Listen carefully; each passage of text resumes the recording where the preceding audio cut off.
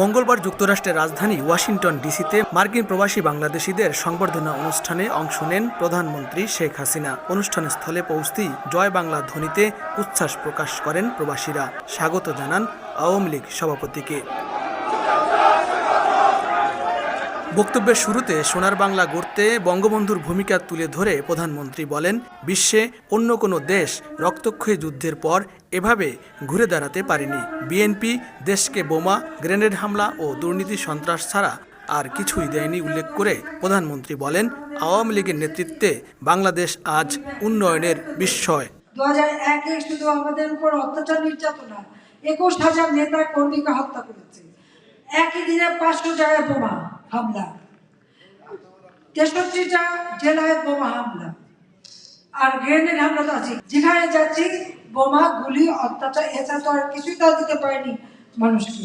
মানবাধিকার লঙ্ঘন ও হত্যা রাজনীতিকারীদের সমালোচনা করেন প্রধানমন্ত্রী। কেউ মানবাধিকারের কথা বলে, কেউ ন্যায় বিচারের কথা বলে।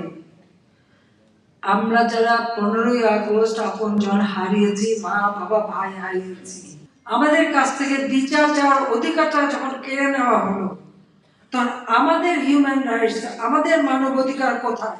স্বাধীনতায় যারা বিশ্বাস করে না তারাই দেশের বিরুদ্ধে ষড়যন্ত্র করছে উল্লেখ করে সরকার প্রধান বলেন, তৃতীয় শক্তির ষড়যন্ত্র আজও থেমে নেই। আমাদেরই দেশের সেই ব্যক্তি বিশেষ এদেরই প্ররোচনায় ওয়ার্ল্ড ব্যাংকের বোর্ডই কিন্তু পাস হয়নি।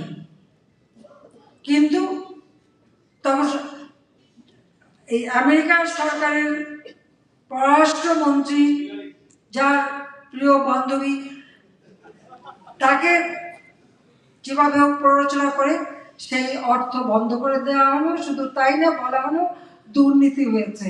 দেশের যা কিছু উন্নতি হয়েছে তা আওয়ামী লীগ সরকারের সময়ে হয়েছে জানিয়ে প্রধানমন্ত্রী বলেন, এবারের লড়াই স্মার্ট জনগোষ্ঠী ও স্মার্ট বাংলাদেশ গড়ার। এ সময় প্রবাসীদের জন্য রেমিটেন্স প্রণোদনা সহ সরকারের নানা পদক্ষেপ তুলে ধরে হুন্ডিতে টাকা না পাঠানোর আহ্বান জানান সরকার প্রধান। দেশের উন্নয়ন ও অগ্রযাত্রা অব্যাহত রাখতে আওয়ামী লীগের কোনো বিকল্প নেই।